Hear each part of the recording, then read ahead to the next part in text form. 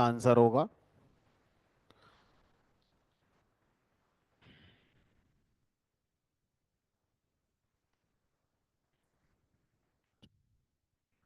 तो मान लीजिए हमारे पास एक टेबल थी,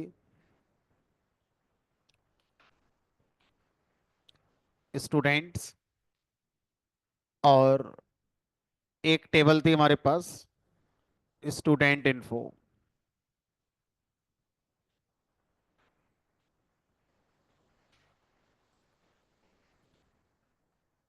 अब ये दो टेबल मेरे पास हैं। तो हमने जो स्टूडेंट इन्फो टेबल है, इस पे फॉरेन की कांस्टेंट लगाया हुआ था। फॉरेन की कांस्टेंट हमारा इंसर्ट डिलीट अपडेट ऑपरेशन को रिलेटिव करता है, इंडिपेंडेंटली नहीं करता। तो इसका एक मीनिंग तो यही है कि भाई आप किसी भी टेबल में कुछ अपडेट डिलीट करेंगे तो पहले दूसरी टेबल पर कुछ ना कुछ चेकिंग करी जाएगी, उसके बाद आपका अपडेशन डिलीशन होगा। जैसे अगर मैं यहाँ पर 101 रोल नंबर को अपडेट करूँ, तो करस्पॉन्डिंग स्टूडेंट इन्फो टेबल में ये पहले से प्रेजेंट है, तो ये मना कर देगा कि भाई अपडेट नहीं हो सकता। हमने कल ये सब करके देख लिया था।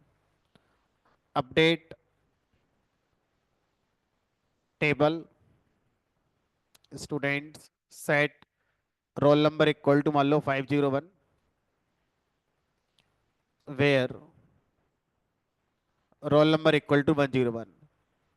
So what we are trying to update roll number of this record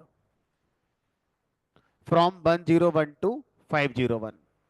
but हमें ये भी ध्यान रखना है कि ऑलरेडी ये वाली एंट्री चाइल्ड टेबल में हो चुकी है। अभी तो ये एरर दिखा रहा है, अपडेट स्टूडेंट्स सेट। अब जो एरर है वो सही है, कैन नॉट डिलीट और अपडेट ए पेरेंट रो। तो एक कॉन्सेप्ट होता है हमारा जिसका नाम होता है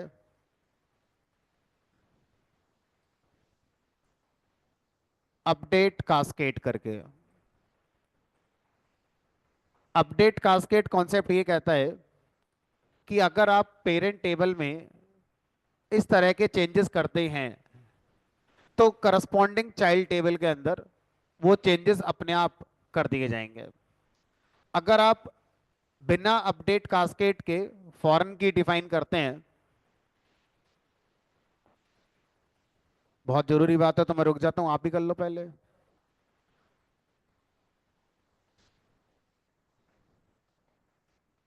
क्या बता रहा था, बताओ मैं क्या बता रहा था अभी,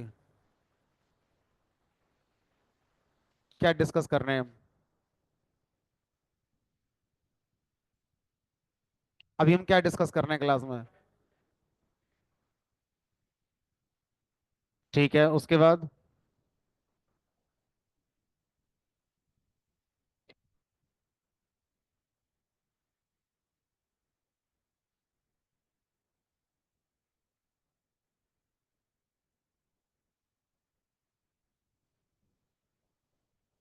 आपका ना लक बहुत अच्छा है कि इस बैच में बहुत कम बच्चे हैं। किसी दिन वाले बैच में आकर देखो, जगह नहीं मिलेगी बैठने की, यहाँ पर बाहर खड़े होगे और सोच रहे होगे कैसी जगह मिल जाए बैठने के अंदर।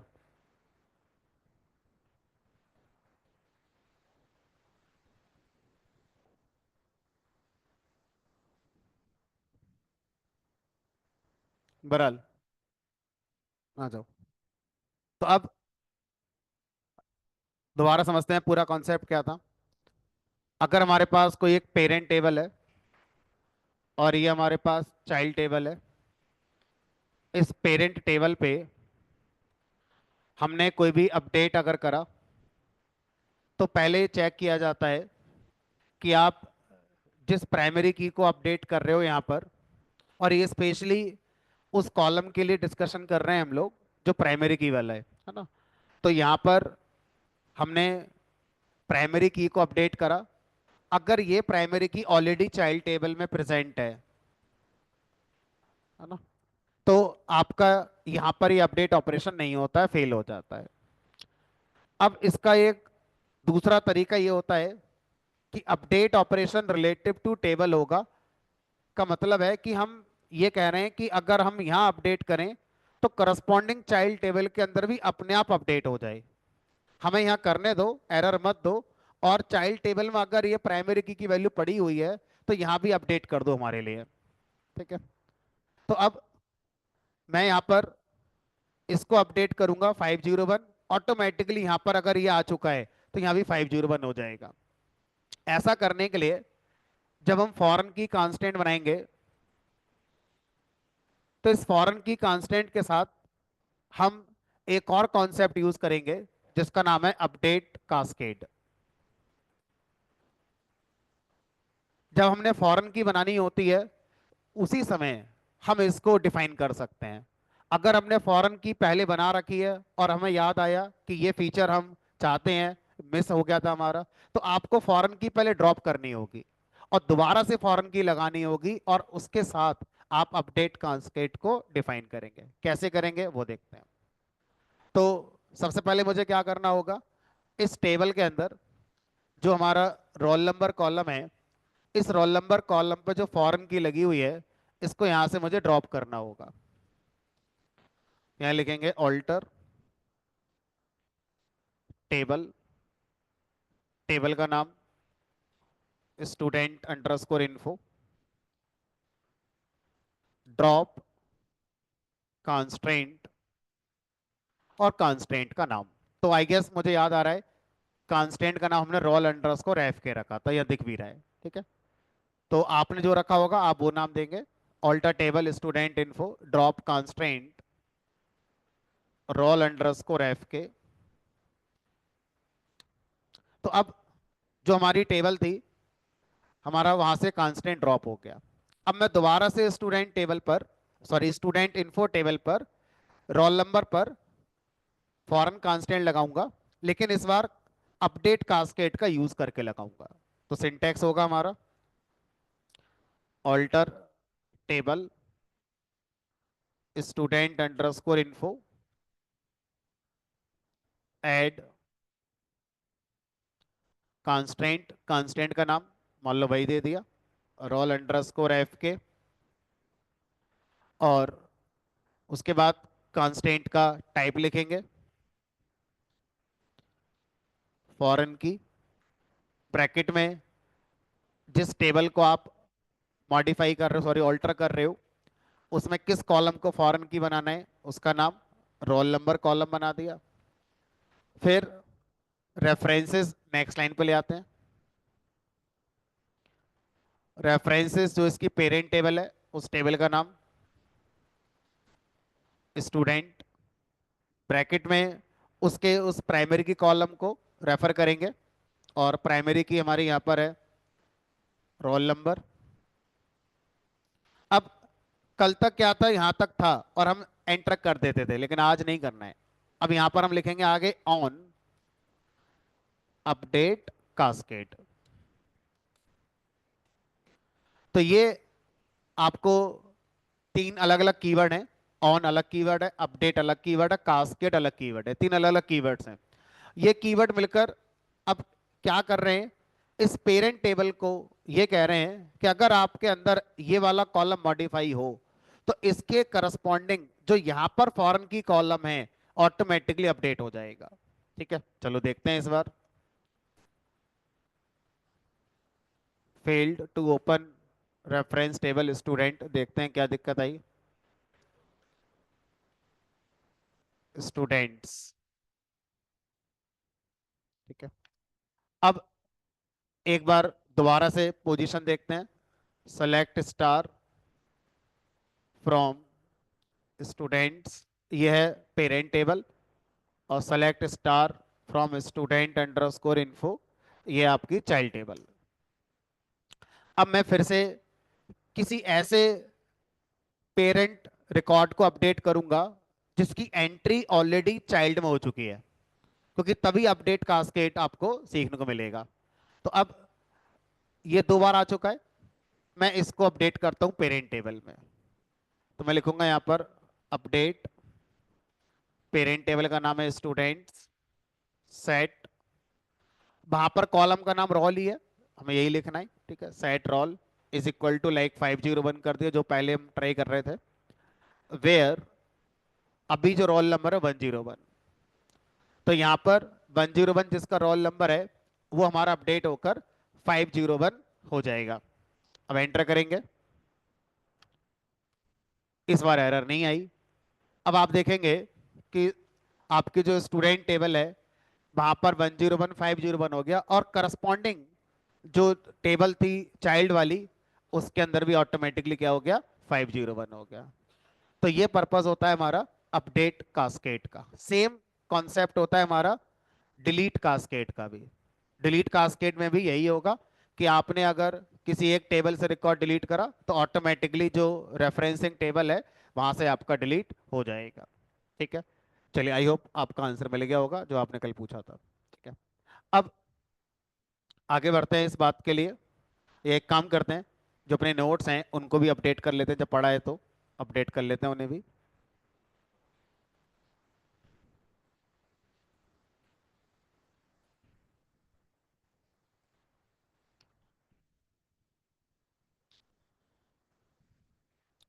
तो फॉरेन कीपर ही लिख लेते हैं।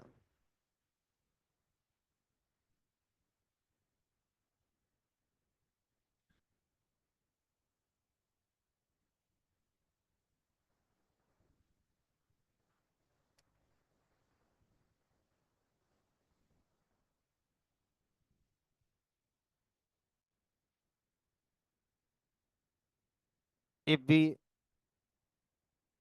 Create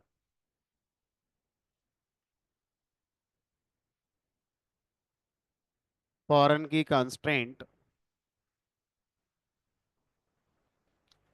with update cascade,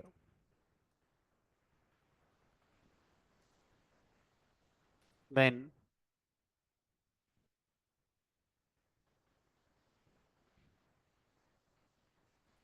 records will be automatically updated in child table if updated in parent।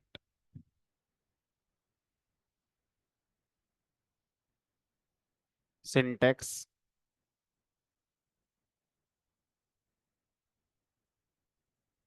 with cascade। तो अब टेबल बना रहे हैं तो क्रिएट के साथ ही लिख सकते हैं, अब टेबल बन गई है तो ऑल्टर के साथ ही कर पाएंगे। ऑल्टर टेबल, टेबल का नाम, add constraint, constraint name, constraint type foreign की, और इस टेबल के कॉलम का नाम, रेफरेंसेस पेरेंट टेबल का नाम, और उस टेबल के प्राइमरी की कॉलम का नाम। उसके बाद on update cascade, same as on delete cascade.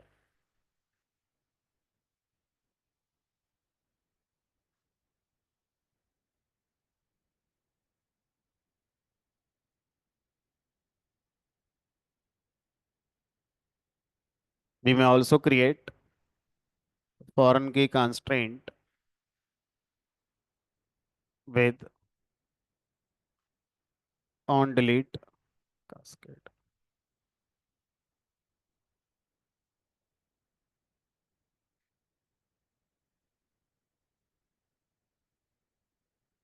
Space on update cascade space delete cascade. एक बार चला के देखिएगा। बट एक चीज ध्यान रखिएगा कि ये जो अपडेट कास्केड वाला कॉन्सेप्ट है ये R D B M S dependent है।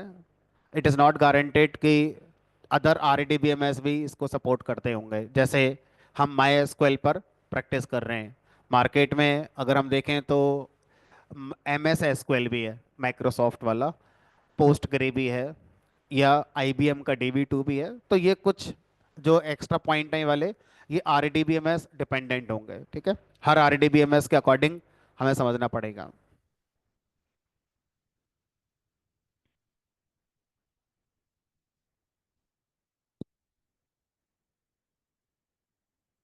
चलो, अब एक और टॉपिक अपना स्टार्ट करेंगे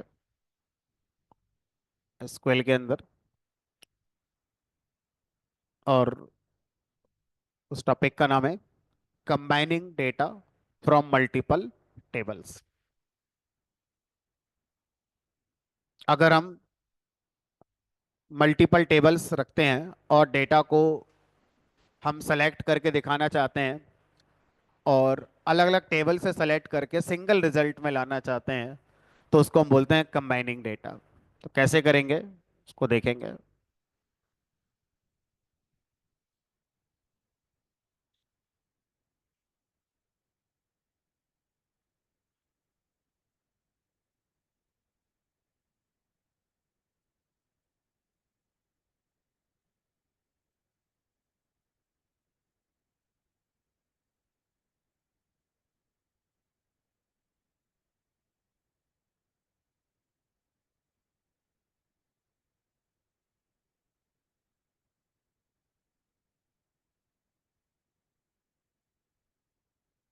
एक एग्जाम्पल से समझने की कोशिश करते हैं।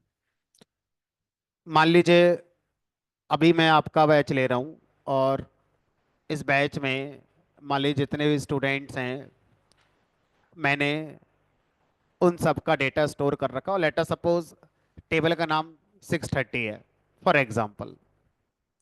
अब यहाँ पर स्टूडेंट की आईडी होगी जो आपको मिली है एडमिशन के टाइम पर, आपका नेम होगा, आपका कोर्स होगा, आपने किस कोर्स में एडमिशन लिया है, और यहाँ पर कुछ डेटा है।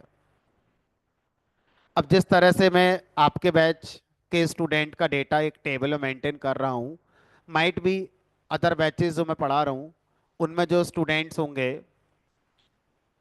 उनका डेटा भी मैं एक अलग टेबल में मेंटेन कर रहा हूँ, इसी टेबल में ना करके अलग। मान लीजिए कोई बैच है मेरा सुबह 10 बजे, तो मैंने 10 बजे नाम से टेबल बना रखी है। वहाँ भी स्टूडेंट की इंफॉर्मेशन सेम स्ट्रक्चर पे मैं रख रहा हूँ, स्टूडेंट आईडी, स्टूडेंट का नेम, उसका कोर्स, ऐसे करके।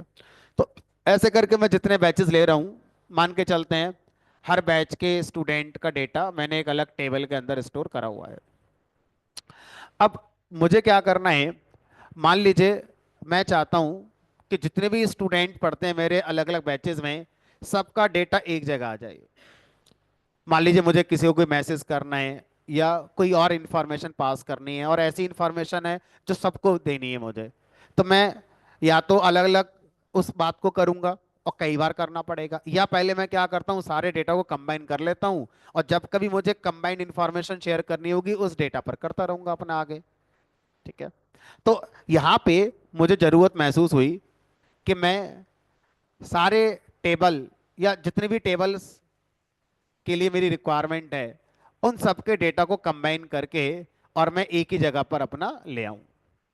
तो ये हमारा एक एग्जाम्पल हो गया जहां पर आप combining data from multiple table की बात करते हैं।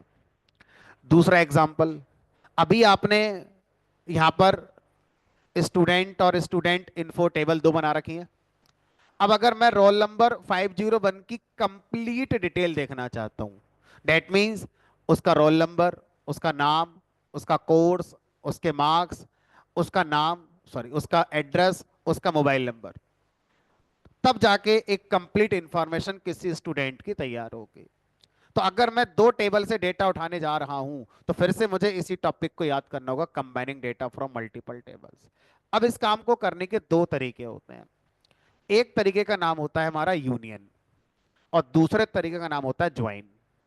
यूनियन से भी आप मल्टीपल टेबल से डेटा को कंबाइन कर सकते हैं, और ज्वाइन से भी मल्टीपल टेबल से डेटा को कंबाइन किया जा सकता है। लेकिन दोनों का अपना अपना पर्पस होता है। बेसिक लेवल पर अगर मैं समझाने की कोशिश करूं, तो जो यूनियन है वो हमारा रो वाइज डेटा कंबाइन करता है, और जो ज्वाइन है वो कॉलम वाइज डेटा को कंबाइन करता है। ठीक है। दूसरा तरीका इस बात को समझने का यह है कि अगर मल्टीपल टेबल में अलग अलग इंफॉर्मेशन सेम स्ट्रक्चर पे रखी है तो यूनियन से कंबाइन करते हैं। मल्टीपल टेबल में पार्शियल इंफॉर्मेशन रखी हुई है एक टेबल में, उसी डेटा की अदर इंफॉर्मेशन रखी है दूसरी टेबल में, एंड सो ऑन। तो हमें सारी इंफॉर्मेशन को इकट्ठा करने के लिए क्या करना होता है, ज्वाइन करना होता है। तो जब जो पढ़ेंगे उसके एग्जाम्पल लेकर समझ रहे होंगे, ठीक है। तो अब पहले इतना लिख लेते हैं फिर करके दिखाएंगे।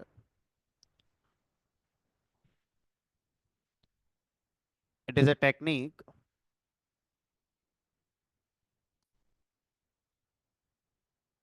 that combines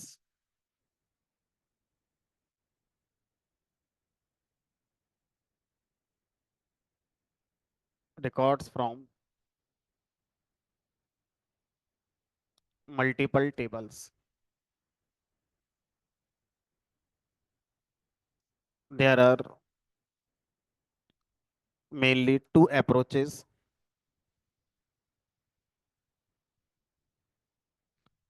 for this purpose. First approach is called union.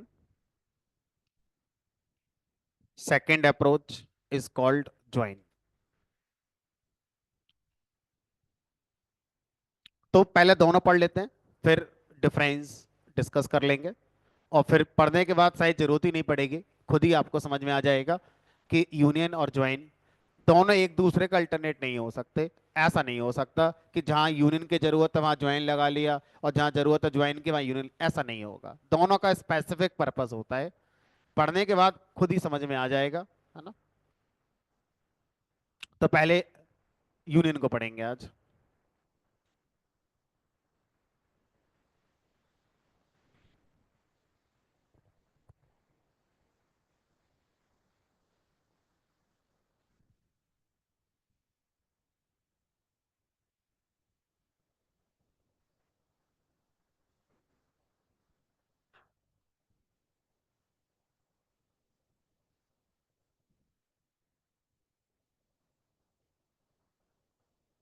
अब यूनियन को समझाने के लिए मुझे दो टेबल बनानी होंगी, तो मैं इनिशियली दो टेबल के साथ कर दे रहा हूँ, फिर आप तीन चार पाँच कितने साथ भी कर सकते हो, क्योंकि इससे क्वारी की लेंथ बढ़ेगी जितनी टेबल ज़्यादा होंगी हमारी, ठीक है।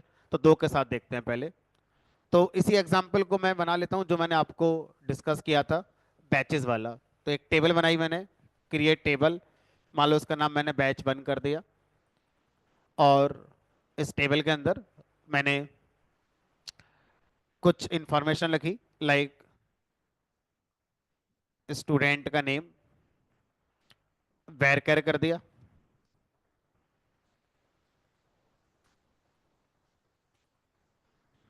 दूसरा कॉलम मैंने बना दिया यहाँ पर स्टूडेंट की एज, मान लो इंटीजर कर दिया। तीसरा कॉलम मान लो कोर्स कर दिया। रोल नंबर या स्टूडेंट आईडी मैंने हटा दिया है क्योंकि मुझे कुछ इसमें एक यूज केस है समझाना है, तो इसलिए मैंने स्टूडेंट आईडी को फिलहाल हटा दिया है। तो आप चाहें तो उसे मान सकते हैं। Create table, table one, student name, varchar की स्पेलिंग में आर रह गया यहाँ पर, और दूसरे वाले में सही है, ठीक है। तो ये आपकी टेबल क्रिएट होगी बैच वन। ऐसे ही एक बैच टू नाम से टेबल बना देते हैं। स्ट्रक्चर लगभग हम सेम रख रहे हैं।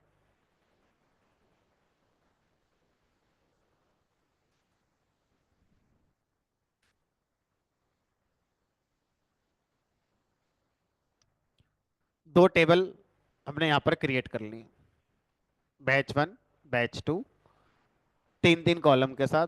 तो जनरली हमने स्ट्रक्चर सेम रखना होता है।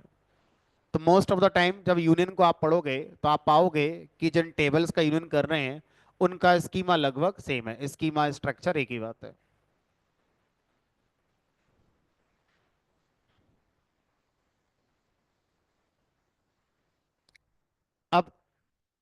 कुछ रिकॉर्ड इंसर्ट कर लेते हैं।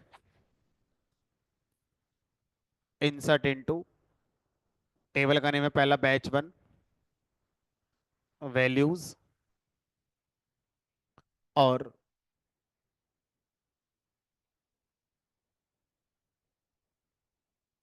स्टूडेंट का नेम मान लीजिए सोनू दे दिया। स्टूडेंट की एज मान लो 25 दे दी। स्टूडेंट का कोर्स मान लो डीए दे दिया। एक और, मोनू, एज 24, कोर्स मान लीजिए डीएस कर दिया। एक और, तीन तीन रिकॉर्ड कर देते हैं। मान लो रवि कर दिया, एज 25 कर दी, और कोर्स मान लीजिए फुल स्टैक कर दिया। ऐसे ही दूसरे बैच में भी इंसर्ट कर दिया।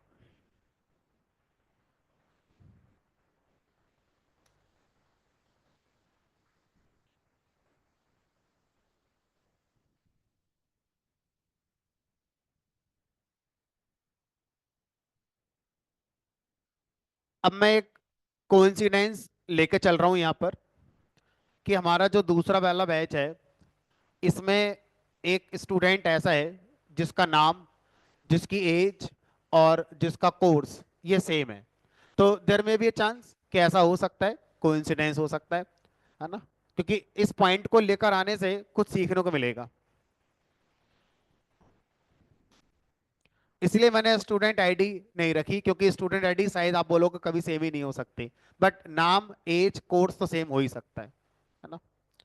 अब मैंने दोनों टेबल पर अलग अलग सेलेक्ट कमांड चलाई।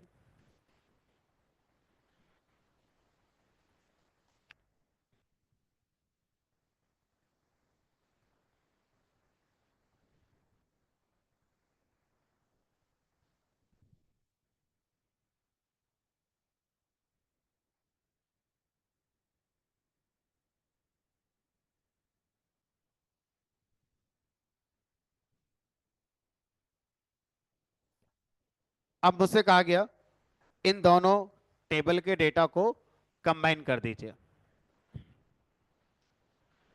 तो अब थोड़ा ये सोचिए कि ये सिनेरियो में इन दोनों टेबल के डेटा को जब मैं कंबाइन करने की बात करूंगा, तो मेरे पास दो स्टाइल हैं। पहला स्टाइल है, रोज को अपेंड करते हैं, तीन ये हैं तीन ये हैं, नई वाले में छह बनाएंगे। और दूसरा स्टाइल है कि तीन कॉलम इधर है तीन कॉलम इधर है, नए वाले में छह कॉलम कर देते हैं। दोनों ही पॉसिबल है। अगर आप रोज बढ़ाना चाहते हैं, रोज अपेंड करना चाहते हैं, तो यूनियन करेंगे। और अगर आप कॉलम को कंबाइन करना चाहते हैं तो ज्वाइन करेंगे। दोनों ही हो जाएंगे इसमें। लेकिन कौन सा ज्यादा सही रहेगा अगर हम उसको देखें, तो शायद स्ट्रक्चर तो दोनों का सेम ही है। अब बार बार स्टूडेंट नेम थोड़ी लेकर आएंगे, बार बार एज थोड़ी कॉलम थोड़ी लेकर आएंगे। इसी स्ट्रक्चर में इनकी इंफॉर्मेशन को ऐड कर देते हैं। इसका मतलब रोज हमें यहाँ पर अपेंड करनी है, तो ऐसा करने के लिए यूनियन ऑपरेशन को करना चाहिए। अब कैसे करेंगे वो देखते हैं।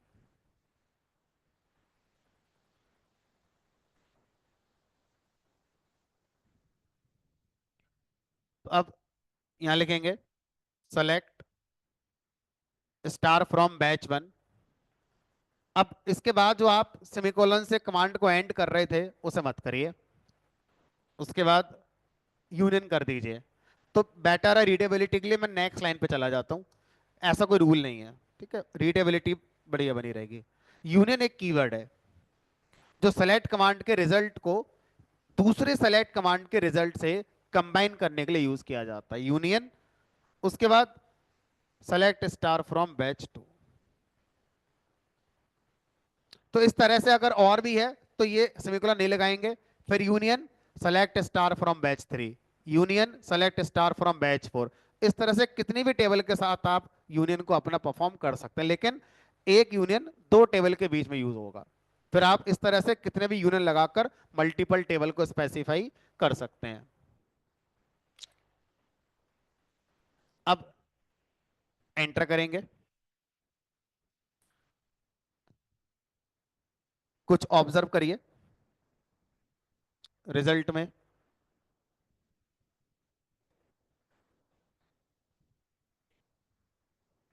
जो मैंने इंटेंशनली ऐसा रिकॉर्ड रखा था जो वहां पर भी था और यहां पर भी था। तो यूनियन कह रहा है कि भाई मेरा रूल है कि मैं डुप्लीकेट रिकॉर्ड रिजल्ट में नहीं लेकर आऊंगा। इवन अगर ऐसा भी होता कि किसी एक ही टेबल में बैच बन के अंदर ही अगर सेम स्टूडेंट दोबारा एंटर हो जाता और मैं जब यूनियन करके रिजल्ट लाता तो वहां भी नहीं आता हमारा। तो union operation duplicate record support नहीं करता है। इसीलिए जो रवि वाला रिकॉर्ड है ये पहले वाली टेबल से तो आ गया, लेकिन दूसरी वाली टेबल से नहीं आया, क्योंकि ऑलरेडी सेम रिकॉर्ड यहां पर एग्जिस्ट करता। अगर एक भी चेंज होता, चाहे नेम होता चेंज या एज होता या कोई भी होता, तो वो आ जाता हमारा। ठीक है, तो आइडेंटिकल जो रोज हैं या डुप्लीकेट जो रोज हैं यूनियन के रिजल्ट में वो एक ही बार आएंगी। कहां से? जो पहली टेबल से हैं बस वहां से आएंगे, दूसरी वाली से फिर हमारा वो नहीं आती है। ठीक है। अच्छा, अब यहां पर दूसरा एक क्वेश्चन ये आता है कि सर यूनियन ऑपरेशन करने के लिए नंबर ऑफ कॉलम्स क्या सेम होने चाहिए? Answer is yes. पहले वाले सेलेक्ट कमांड को अगर आप फोकस करें तो इस सेलेक्ट कमांड में इस स्टार में कितने कॉलम रेफर हो रहे हैं? 3। और दूसरे वाले स्टार में भी कितने कॉलम रेफर हो रहे हैं? 3। बाई चांस की बात है कि आपको फोकस ही नहीं करना पड़ा और आप निकल गए। लेकिन अगर ऐसा कुछ होता कि पहली टेबल में 5 कॉलम होते और दूसरी टेबल में 4 कॉलम होते, तो ये वाला सिंटैक्स फेल हो जाता, चलते ही नहीं आपका। तो यूनियन अगर आप दो सेलेक्ट कमांड के साथ कर रहे हैं और आप स्टार लगा के चल रहे हैं, तो मेक श्योर दोनों ही टेबल स्टार का मतलब सेम नंबर ऑफ कॉलम्स माने। अब इस बात को मैं आपको अलग से करके दिखाता हूं। मैंने क्या करा, मैंने लिखा यहां पर select star from batch one union. अब दूसरी टेबल से मैंने स्टार नहीं लगाया, दूसरी टेबल से मैंने कहा भाई दो ही कॉलम सेलेक्ट करो। एक कर लो स्टूडेंट का नेम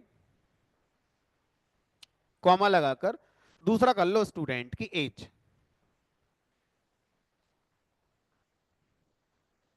तो अब यहां पर अगर हम देखें तो यूनियन ऑपरेशन में जो दो सेलेक्ट कमांड यूज हुई हैं उनमें नंबर ऑफ कॉलम्स का काउंट मिसमैच हो गया। पहले वाली सेलेक्ट कमांड में स्टार का मतलब ऑल कॉलम्स, ऑल कॉलम्स का मतलब है 3 कॉलम है अभी। दूसरे वाले सेलेक्ट कमांड में हमने स्पेसिफिक दो ही कॉलम के नाम लिखे हुए हैं। अब ये दोनों मिसमैच हो जाएंगे। ठीक है, ऐसा नहीं सोचना है कि रिजल्ट में यहां मिसिंग आ जाएगा, कि जब दो ही कॉलम आए तो इनकी वैल्यू कॉपी हो जाएगी और जो नहीं आया वहां नल आ जाएगा। नहीं, ऐसा कुछ नहीं है। ठीक है, देखते हैं रिजल्ट से पता चलेगा क्या आ रहा है। Used select statements have a different number of columns. ठीक है, तो जब आप यूनियन ऑपरेशन करते हैं तो नंबर ऑफ कॉलम्स पर बहुत फोकस करेंगे। बाई चांस की बात है कि हम पहली बार में बच गए क्योंकि दोनों बार नंबर ऑफ कॉलम मैच हो गए होंगे, इसलिए बच गए वो। ठीक है, अब थोड़ा सा और इसको इंटरेस्टिंग करते हैं।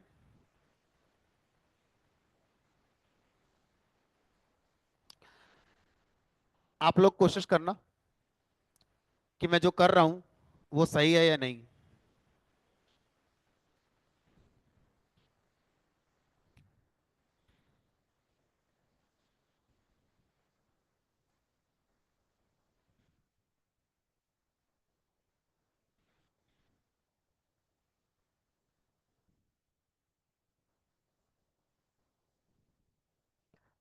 अब बताओ इस सेलेक्ट कमांड से मैंने कितने कॉलम सेलेक्ट करे, स्पेलिंग सही कर लेते हैं।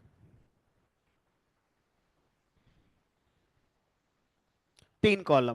पहला स्टूडेंट एज, दूसरा स्टूडेंट का नेम और तीसरा स्टूडेंट का कोर्स। तो सर स्टार लगा सकते थे, हमने कहा हाँ, लगा सकते थे, बट इसमें एक थोड़ा सा यूज केस मुझे बनाना है, इसलिए ऐसा करा। यूनियन। अब मैंने यहां पे लिखा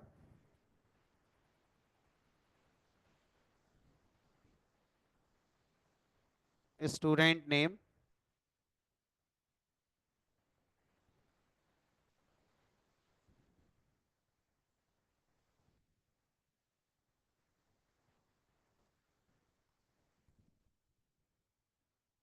student course student age from batch two enter करेंगे, बट उससे पहले डिस्कस कर लेते हैं। अब पहले वाले सेलेक्ट कमांड से पहले एज कॉलम सेलेक्ट होकर आएगा, उसमें एज कॉलम की वैल्यू होंगी शुरू में, ठीक है। अब उसके नीचे दूसरी सेलेक्ट कमांड में पहला कॉलम कौन सा है? नेम। सर ये मिसमैच हो रहा है, ये नेम, यहां पर कोर्स, यहां कोर्स, यहां पर एज। तो यूनियन ने कहा हमें इससे मतलब नहीं है, हम तो बस गिनती गिनेंगे। तीन कॉलम यहां पर हैं, तो तीन कॉलम यहां पर है, आंख बंद करो, कॉपी पेस्ट कर दो। देखने वाले को अच्छा लगे तो, ना लगे तो, मतलब देखने वाले को पता क्या लगेगा, देखने वाले को लगेगा कि पहले पहले वाली टेबल से डेटा आया, एज, नेम, स्टूडेंट, 25, उसके बाद नेम सोनू, डीए, फिर 24 वाला, फिर 25 वाला। अब इसके नीचे आएगा स्टूडेंट का नेम अजय, मतलब एज के नीचे अजय, और यहां पर आपका नेम था, नेम के नीचे कोर्स आ जाएगा डीए, और जहां पर आपका ये आना था इसकी जगह पर आपकी एज आ जाएगी 25। और सर ये बताओ कॉलम के नाम किसके देखेंगे फिर? अब तक तो क्या था, कॉलम के नाम सेम थे दोनों में, अब कॉलम के नाम अलग अलग नहीं हो गए, तो कॉलम के नाम जब रिजल्ट में देखेंगे तो कौन से वाले से देखेंगे? पहले वाले सेलेक्ट से देखेंगे। तो कॉलम का नाम होगा स्टूडेंट एज, दूसरे वाले का होगा स्टूडेंट नेम, तीसरे वाले का होगा student course.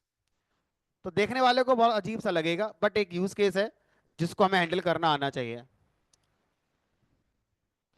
As, name, course, पहले वाले का डेटा पूरा कॉपी हो गया, उसी के नीचे सेम ऑर्डर में जैसा आपने मंगाया सेलेक्ट से एज इट इज लाके पेस्ट कर दिया गया। इसका मतलब यूनियन करते समय दो टेबल में नंबर ऑफ कॉलम्स का रूल है, ऑर्डर ऑफ कॉलम्स का रूल नहीं है। ऑर्डर बाय डिफॉल्ट पहले वाले टेबल के अकॉर्डिंग माने जाएंगे, और दूसरे वाले के डेटा को सिंपली कॉपी कर दिया जाएगा। अब देखने वाले को अच्छा नहीं लग रहा है, ऑब्वियसली कोई सेंसिबल रिजल्ट ये नहीं है, तो आपको ऐसा नहीं करना चाहिए था, आपको ऐसा नहीं करना चाहिए था। ठीक। अब एक पॉइंट और, ये रिजल्ट क्या किसी तीसरी टेबल में स्टोर हुआ? ये जो आपने कंबाइन कर लिया दिख रहा है, तो ये कहीं स्टोर हुआ किसी टेबल में? और अगर हुआ तो उसका नाम तो हमसे पूछा ही नहीं गया, उसका नाम क्या रखना है तीसरी टेबल का? तो ये बताओ टेबल क्रिएट करने की कमांड क्या होती है? क्रिएट। कहीं दूर दूर तक इसमें क्रिएट नजर आ रहा है आपको? नहीं। मतलब यूनियन ऑपरेशन जो अभी आप पढ़ा रहे हैं, इसमें यूनियन का रिजल्ट सिर्फ कंबाइन होकर आया है, वो रिजल्ट कहीं किसी टेबल में सेव नहीं हुआ है। अगर आपने दोबारा से सेम रिजल्ट चाहिए तो आपको दोबारा से ये कमांड लिखनी पड़ेगी। तो अगर हम चाहें कि सर ये जो रिजल्ट है इसको सही कर देते हैं, मान लो पहले वाले पॉइंट पर आ जाते हैं, सिंपल सिंपल वाले पर।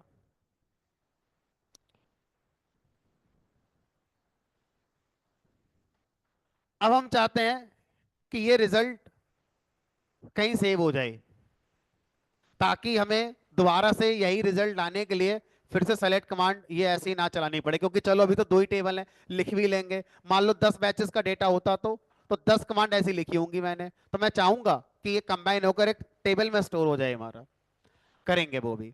बट उससे पहले सर वो जो डुप्लीकेट रिकॉर्ड वाला पॉइंट था वो हम चाहते हैं आए। अगर दो टेबल में सेम रिकॉर्ड है तो भी वो आना चाहिए।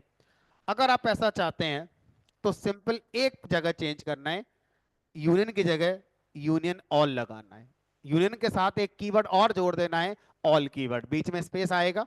बोलने के लिए यूनियन ऑल एक साथ बोल सकते हो, बट बीच में स्पेस होगा, ठीक है। यूनियन अलग कीवर्ड है, ऑल अलग कीवर्ड है। उसके बाद बैच टू, अब देखो ये वाली रो भी आपकी आ जाती है, जो यहाँ पर है पहली टेबल से, और ये दूसरी टेबल से हमारी आई हुई है। Union, union all. कई बार बेसिक लेवल इंटरव्यू में पूछ लेते हैं यूनियन और यूनियन ऑल में क्या डिफरेंस है। ठीक है, तो आप आंसर यही देंगे। यूनियन, जिन टेबल से कंबाइन होकर रिकॉर्ड्स आ रहे हैं, अगर डुप्लीकेट रिकॉर्ड्स हैं तो वो सबसे पहले टेबल वाला ही आउटपुट में दिखेगा, अदर टेबल से वो फिर नहीं दिखेगा हमारा। यूनियन ऑल क्या करता है, सारे रिकॉर्ड को कंबाइन करके लेकर आता है। ठीक। दूसरा क्वेश्चन यूनियन पर यही बनता है कि अगर दो टेबल में यूनियन लगाया गया और उनमें नंबर ऑफ कॉलम्स डिफरेंट हैं तो हमारा कैसे काम होगा।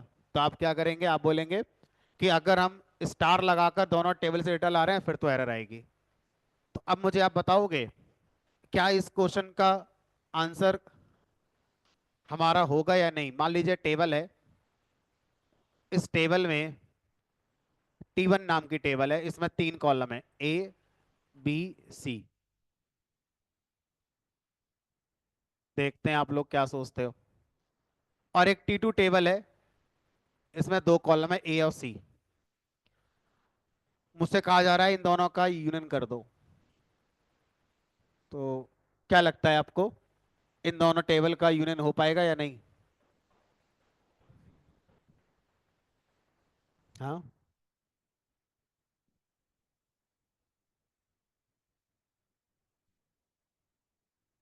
क्या क्या दोबारा बताओ। टेबल 2 में, अरे नहीं, अगर एक कॉलम ऐड करना ही था तो उसी में ना बना देता मैं पहले ही। टेबल 2 में चेंज नहीं करना, उसके नक्शे में कोई चेंज नहीं करना टेबल 2 के। टेबल 2 जैसी है वैसी ही रहे, टेबल 1 जैसी है वैसी ही रहे। हो जाएगा, कैसे बताऊं।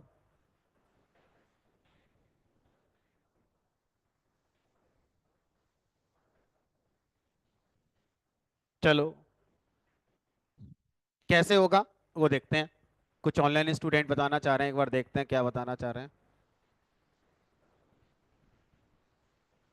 हाँ, तो आप लोग जो कहना चाह रहे हैं यही आंसर है इसका, कि बिना स्टार के ही इस काम को किया जा सकता होगा। कैसे, select A, C from T1 union select A, C from T2। अच्छा एक चीज बताओ, अगर मैं T2 से निकालते समय थोड़ा स्मार्ट सोच लूं तो स्टार क्या फेल हो जाएगा यहां पर। चल जाएगा, क्योंकि इस स्टार का मतलब 2 ही तो कॉलम है और यहां से 2 ही लेकर आया हूं, तो चल जाएगा स्टार यहां पर। समझ में आ रहा है। तो इसका मतलब अगर दो टेबल में नंबर ऑफ कॉलम अलग अलग हैं तो भी पॉसिबिलिटी है कि हम क्या कर सकते हैं, उनका यूनियन कर सकते हैं। बस इतना है कि हमें स्पेसिफिक कॉलम्स को पिक करना होगा और दूसरी टेबल के स्पेसिफिक कॉलम को पिक करना होगा। स्टार किसी एक के साथ शायद लगाया जा सकता हो अगर पॉसिबल हो पाएगा तो। ठीक। अब बात आती है उस आंसर की कि सर इसके रिजल्ट को किसी तीसरी टेबल में स्टोर कर दिया जाए, सो डैट मुझे जब भी जरूरत पड़ेगी मैं इसको लेकर आ जाऊंगा और मुझे बार बार ये यूनियन ऑपरेशन करने की जरूरत ना पड़े। तो ऐसा करने के लिए एक अलग सिंटैक्स है जो हमें सीखना पड़ेगा, और वो सिंटैक्स है, पहले लिखेंगे क्रिएट टेबल, टेबल का नाम, मान लो इसका नाम कर दिया मैंने ऑल बैचेस। ठीक है, कोई भी नाम दे दो, ऑल बैचेस दे दिया। उसको लिखेंगे एज। अब इसके बाद यूनियन वाली जो कमांड है सेलेक्ट की, उनको चला दो। तो चाहो तो उसी लाइन पे लिख दो और चाहो तो नेक्स्ट लाइन पे लिख दो, तो नेक्स्ट पे लिख देते हैं select star from batch 1 union all select star from batch 2। अब रिजल्ट आउटपुट में नहीं आएगा क्योंकि जो रिजल्ट बना इन यूनियन ऑपरेशन से वो कहाँ जाकर इंसर्ट हो गया, हमारा इस क्रिएट टेबल के अंदर। टेबल बन भी गई और इसमें सारे रिकॉर्ड इंसर्ट भी हो गए, अलग से इंसर्ट कमांड की जरूरत ही नहीं पड़ी मुझे। अब अगर मुझे इस टेबल को कभी जरूरत पड़ेगी तो मैं फैच कर सकता हूं select star from all batches.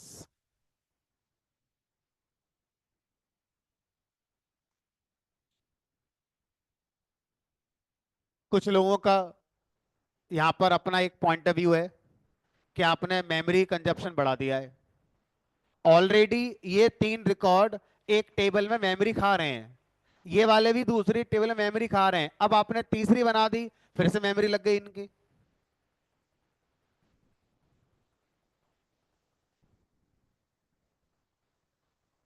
तो सर इसका कोई सॉल्यूशन? क्या चाहते हो? हमने कहा हम बस ये चाहते हैं कि हमने जो सेलेक्ट कमांड से रिजल्ट प्रोड्यूस करा वो कहीं ऐसी जगह स्टोर हो जाए कि वो मेमोरी भी ना खाए और मुझे बार बार वो सेलेक्ट कमांड लिखनी भी ना पड़े। तो ऐसे कैसे हो सकता है? तो यहां पर एक कॉन्सेप्ट आता है जिसका नाम है वर्चुअल टेबल। एक है फिजिकल टेबल। तो अब तक हम जो टेबल बना रहे हैं वो सब फिजिकल टेबल कहलाते हैं। फिजिकल टेबल का मतलब है जो मेमोरी कंज्यूम करे, जितना डेटा आएगा मेमोरी कंज्यूम होगी। एक टर्म है माई एसक्यूएल के अंदर वर्चुअल टेबल। तो वर्चुअल टेबल का काम होता है मेमोरी कंज्यूम नहीं करना, जो भी सेलेक्ट कमांड से डेटा प्रोड्यूस हुआ है उसको संभाल कर रख लेना। हमने कहा ऐसे कैसे हो जाएगा, हमने कहा पहले करके दिखाते हैं फिर समझाएंगे कैसे होगा। अब अगर आपसे कहा जाए कि मैं इसी काम को करूंगा लेकिन इस बार मैं क्रिएट टेबल की जगह लिखूंगा क्रिएट व्यू। तो जैसे टेबल एक एंटिटी होती है, इसी तरह से एसक्यूएल के अंदर एक और एंटिटी होती है जिसका नाम होता है व्यू। व्यू को हम वर्चुअल टेबल, काल्पनिक टेबल के नाम से जनरली जानते हैं। अभी मैं आपको प्रैक्टिकली व्यू और टेबल के डिफरेंस को करके भी दिखाऊंगा। तो मैंने सब कुछ वही लिखा, बस क्रिएट व्यू। व्यू का नाम, कोई नाम तो देना पड़ेगा ना, जैसे क्रिएट के बाद टेबल कीवर्ड है, फिर टेबल का नाम रखा ऑल बैचेस। इसी तरह से क्रिएट कीवर्ड सेम है, टेबल कीवर्ड की जगह पर व्यू कीवर्ड आ गया और व्यू का नाम रखेंगे। तो एक काम करते हैं, इसका नाम कर दिया मैंने ऑल बैचेस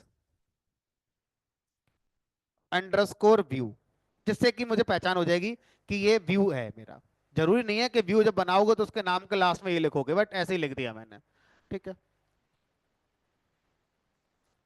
एज, अब ये कमांड अपनी लिख दो, batch one union all batch two, बन गया। अब व्यू को यूज करते समय आप यही मानो कि वो एक टेबल है और उस पर आप अपनी सेलेक्ट कमांड चलाओ जैसे चलाते हो। ठीक है, फिर चलाते हैं। सेलेक्ट स्टार फ्रॉम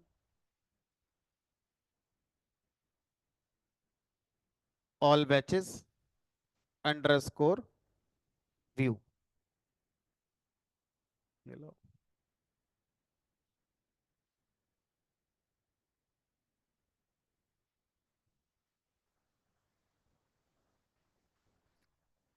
अब सर यहां पर ये बताओ कि आप प्रैक्टिकली कैसे प्रूव करोगे कि व्यू की मेमोरी कंज्यूम नहीं हो रही है? हमें तो सब देखने में एक जैसा ही लग रहा है, जैसे टेबल बनाई आपने नई, ऐसे में लग रहा है व्यू बन गया होगा। तो इसको प्रैक्टिकली कैसे प्रूव करा जाए कि भाई व्यू के पास अपना डेटा नहीं है? जब हमने व्यू से डेटा मंगाया कि व्यू डेटा लेकर आओ, तो व्यू इन दोनों टेबल के पास गया, यहां से डेटा लेकर आया, तब रिजल्ट में दिखाया। इस बात को प्रूव करने का एक तरीका है, हम एक काम करते हैं, जो एक्चुअल टेबल है बैच वन बैच टू, उनमें से किसी एक में चेंज करते हैं। ठीक है। तो अब पहले मैं बैच वन टेबल में चेंज कर देता हूं। एक एक्सपेरिमेंट हम लोग कर रहे हैं समझने के लिए। अपडेट बैच वन, सेट, मान लो स्टूडेंट की एज चेंज कर दी, student age is equal to 22, where student name is equal to Sonu. तो मैंने जो कमांड लिखी है वो ये कि मैं बैच वन टेबल को अपडेट कर रहा हूं जिसमें स्टूडेंट की एज 22 कर दी जाए। किस वाले की कर दी जाए? जिसका नाम सोनू है। ध्यान रखना मैं चेंज किस में कर रहा हूं, बैच वन में कर रहा हूं। ठीक है। हो गया change.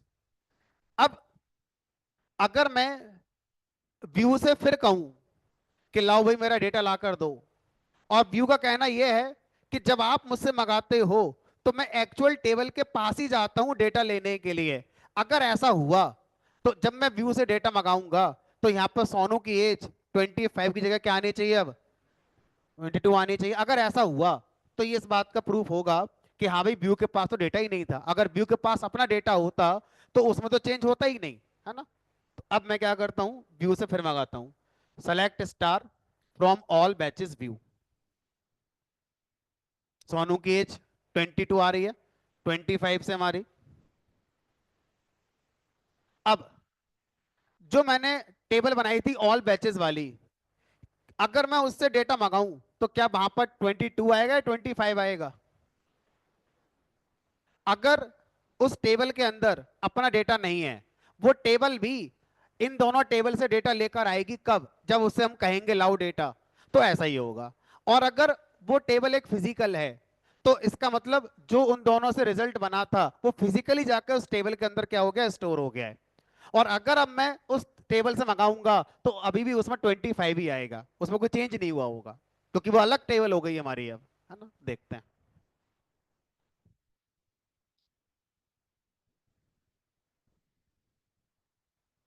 Select star from all batches, क्या आ रहा है यहाँ पर अभी हमारा 25। आई गेस ये एक्सपेरिमेंट आपको ये समझा रहा है कि व्यू अपना डेटा स्टोर नहीं करता है। View is just like a reference और पॉइंटर। हम जिन सेलेक्ट कमांड के लिए व्यू क्रिएट कर देते हैं, व्यू उन उन कॉलम्स को उन टेबल में जाके पॉइंट करना शुरू कर देता है।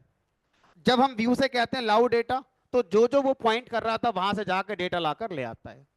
जब हम कहेंगे उस समय जाएगा, है ना। अगर मैं कल को बैच 1 बैच 2 में चेंज करता हूं तो व्यू जिनको रेफर कर रहा है वो अब जब कहेंगे व्यू से लेकर आओ डेटा, अपडेटेड वाला लेकर आएगा। तो व्यू के पास अपना कोई डेटा नहीं होता है। तो इस तरह से अगर हमें सेम सेलेक्ट कमांड को बार बार चलाना है बिना मेमोरी कंज्यूम करवाए हुए, तो आप क्या करें, उस सेलेक्ट कमांड का क्या बना दो, व्यू बना दो। ठीक है। व्यू ये कह रहा है आप चाहो तो मुझे कस्टमाइज भी कर सकते हो। दैट मीन्स आप मुझसे सारे कॉलम मत मंगाओ, आप मुझसे सारे कॉलम मत मंगाओ, आप मुझसे स्पेसिफिक कॉलम मंगा लो, लाइक स्टूडेंट का नेम। मेक श्योर कि व्यू से अगर आप स्पेसिफिक कॉलम मंगा रहे हैं तो ये तभी आएगा जब व्यू बनाते समय व्यू के अंदर ये कॉलम आपने ऐड किया था। समझ रहे हो मैं क्या कहना चाह रहा हूं? अगर मैं इस वाले कमांड का व्यू बना देता, इस बात को मैं थोड़ा सा अलग करके दिखा रहा हूं, फिर से वही वाली सिचुएशन ला रहा हूं। T1 टेबल है, इसमें 3 कॉलम है क्योंकि समझने में आसानी हो जाएगी, A B C। T2 है, इसमें 2 ही कॉलम है, A C। अब मैंने क्या करा, व्यू बना दिया, और जब व्यू बनाया तो उसमें सेलेक्ट कमांड में ए और सी की बात चल रही थी, यूनियन सेलेक्ट कमांड में ए और सी की बात चल रही थी, व्यू बन गया। अब अगर मैं व्यू से कह रहा हूं सेलेक्ट स्टार, तो ए और सी ले आएगा। अगर मैं व्यू से कहूं सेलेक्ट ए, तो ए ले आएगा। मैं कहूं सी तो सी ले आएगा। लेकिन अगर मैं इससे कहूं सेलेक्ट बी, तो व्यू मना कर देगा, बोलेगा बी तो है ही नहीं मेरे पास। क्योंकि जब आपने मुझे बनाया था तो आपने मुझे सिर्फ इन 2 कॉलम के लिए बनाया है, तो इन्हीं को आप मुझसे मंगा सकते हो। और कॉलम एक्चुअल टेबल में है तो आप एक्चुअल टेबल से मंगाओ, मुझसे नहीं आएगा वो अब। ठीक है। तो व्यू को अगर आप कस्टमाइज करना चाहते हैं तो आप व्यू को फर्दर कस्टमाइज कर सकते हैं, और व्यू पर स्टार की जगह आप उन कॉलम्स को स्पेसिफाई कर सकते हैं जो व्यू क्रिएट करते समय आपने सेलेक्ट किए थे। एक अच्छा इंटरव्यू क्वेश्चन है कि टेबल और व्यू में क्या डिफरेंस होता है। तो आप बताएंगे जो टेबल है वो फिजिकली डेटा स्टोर करती है, मेमोरी कंज्यूम करेगा डेटा, और जो व्यू है वो एक वर्चुअल टेबल है। वर्चुअल का मतलब है कहने को टेबल है, डेटा लेकिन नहीं है उसके पास, वो एक पॉइंटर की तरह वेव कर रहा है एक्चुअल टेबल के लिए। ठीक है। तो जब भी सेलेक्ट क्वेरी कॉम्प्लेक्स लगे आपको लगे 4-5 लाइन की हो गई है, तुरंत उसका व्यू बना लो। और ये जो व्यू होता है, ये हमारा परमानेंट बन जाता है। मतलब आज अगर मैं सेशन एंड करता हूं, कल आऊंगा तो कल भी व्यू मिलेगा मुझे, कोई दिक्कत नहीं है। ठीक है, चलो थोड़ा लिख लेते हैं, चीजें काफी इकट्ठी हो गई। तो यूनियन से शुरू करते हैं लिखना। Union,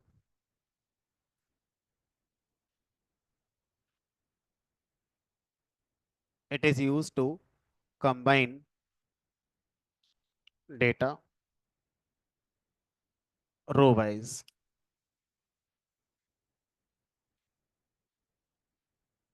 generally it is useful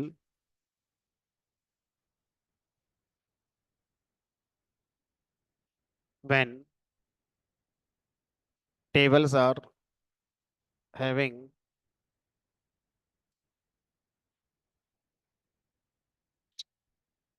same schemas।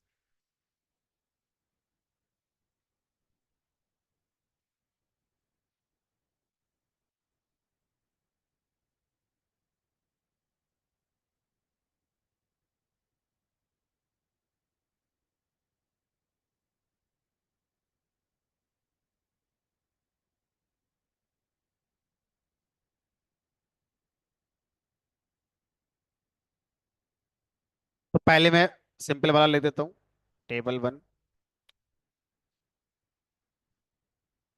चलो ऐसे ही लिख देता हूँ, देखने में थोड़ा बेटर लगेगा।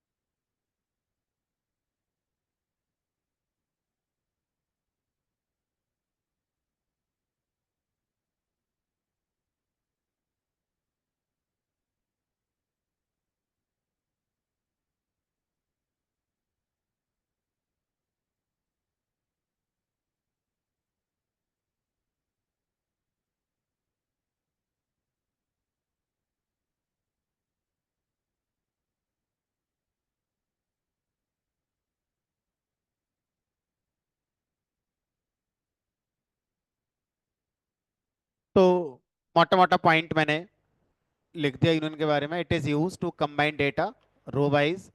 Generally it is useful when tables are having same schemas. Syntax एक जनरल सिंटैक्स हो गया। उसके बाद कुछ नोट्स में लिख दिया कि जो सेलेक्ट स्टेटमेंट आपने लिखे हैं, सेम नंबर ऑफ कॉलम्स होने चाहिए। If not, then you will get error. आप स्टार की जगह पर यूज करें specific column name, so that number of columns को मैच कराए जा सके। डुप्लीकेट रिकॉर्ड्स अगर हमारा रिजल्ट में आ रहे हैं, तो सिर्फ फर्स्ट अकरेंस आपके रिजल्ट में आएगी, बाकी अकरेंसेस नहीं आएंगे। अगर आप डुप्लीकेट रिकॉर्ड की सारी अकरेंसेस चाहते हैं तो आप यूनियन ऑल का यूज करें instead of union.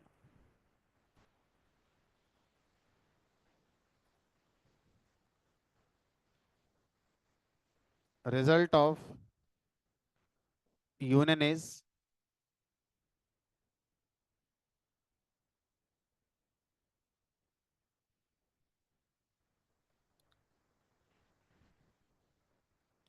Available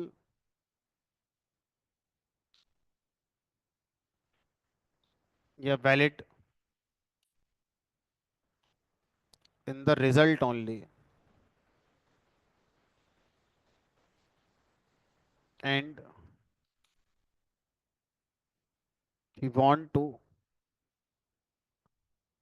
store this result for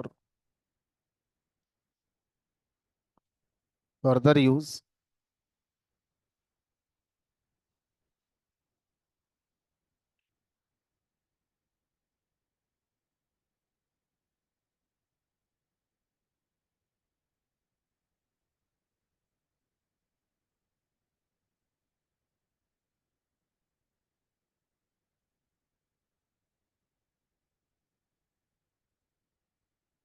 तो अगर आप रिजल्ट को देखें तो result of union is valid in the result only. Result तक उस यूनियन के रिजल्ट को आप देख सकते हैं, उसके बाद वो रिजल्ट आपके लिए नहीं है। अगर आप चाहते हो कि उस रिजल्ट को फर्दर यूज किया जाए तो आपको उस रिजल्ट को कहीं स्टोर करना होगा, किसी टेबल के अंदर, या आपको एक व्यू क्रिएट करना होगा।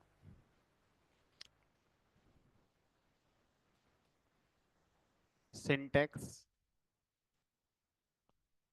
To create table as select. तो टेबल क्रिएट करना सेलेक्ट के साथ, क्रिएट टेबल, टेबल का नाम एज सेलेक्ट। अब ये जो सेलेक्ट है ये कितना भी कॉम्प्लेक्स हो, चाहे यूनियन वाला हो, चाहे ज्वाइन वाला हो, चाहे कोई भी सेलेक्ट हो, उससे फर्क नहीं पड़ता।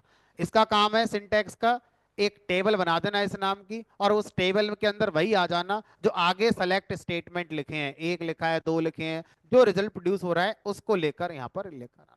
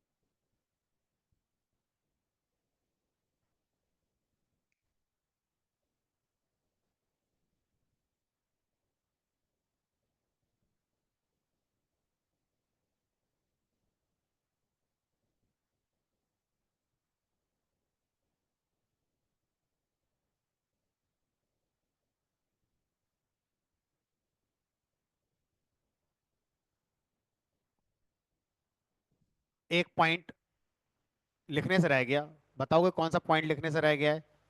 पढ़ा तो दिया, करके दिखा दिया, लिखने से रह गया है। कौन सा वाला? यूनियन के अंदर। अरे रे, वो तो लिख दिया यार। ये देखो,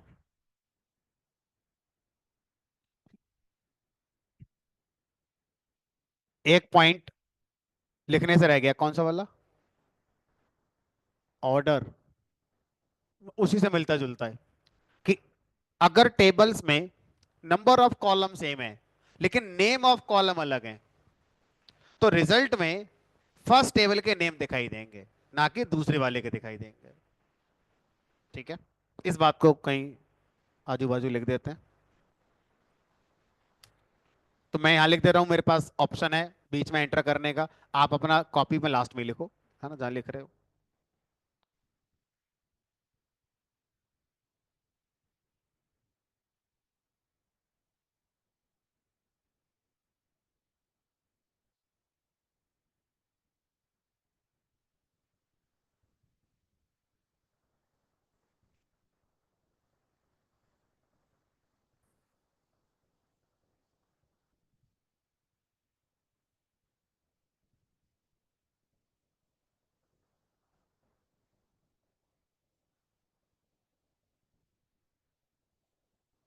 If number of columns are same but names are different, then names from first table are used in result.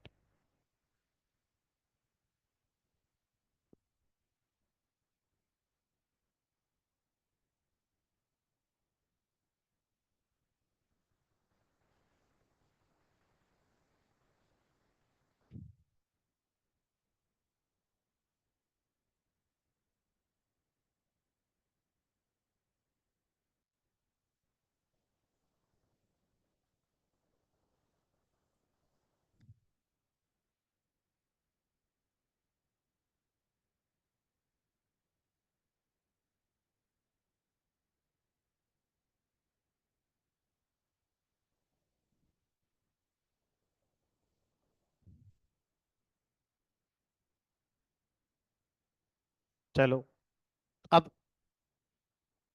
View को भी इसमें कवर कर लेते हैं। व्यू का यूनियन से कोई कनेक्शन नहीं है। व्यू एक इंडिपेंडेंट टॉपिक है, बट जरूरत महसूस हुई यूनियन के साथ, इसलिए यूनियन के साथ पढ़ ले रहे हैं हम।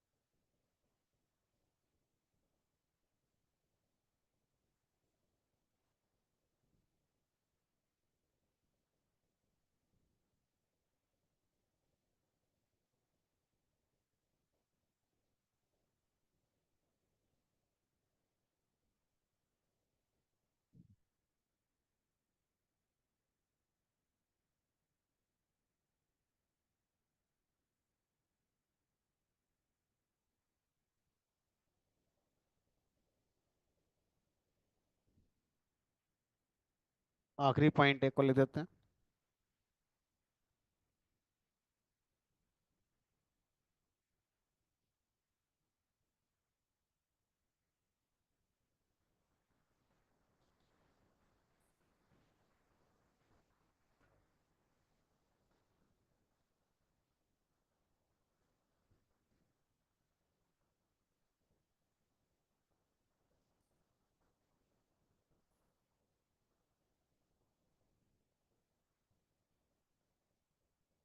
लास्ट पॉइंट में लिखा है, it is very useful for complex select queries that need to be executed frequently. ऐसी सेलेक्ट क्वेरी जिनको फ्रीक्वेंटली आप चलाना चाहते हैं और बार बार आपको ना लिखना पड़ेगा, बेटर है वो एक बार लिखने के बाद व्यू बना दो, फिर व्यू से आप आसानी से काम करवा सकते हो।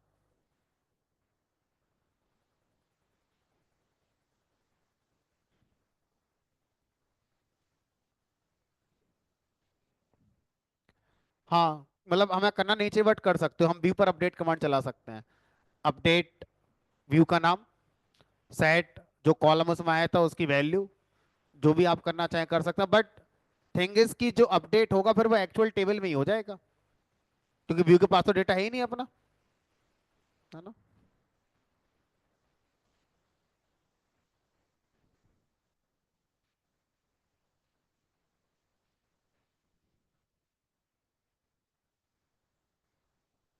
चलिए फिलहाल आज के लिए इतना ही, कल मिलेंगे नेक्स्ट टॉपिक के साथ। नेक्स्ट टॉपिक में हम ज्वाइन को लेकर आएंगे।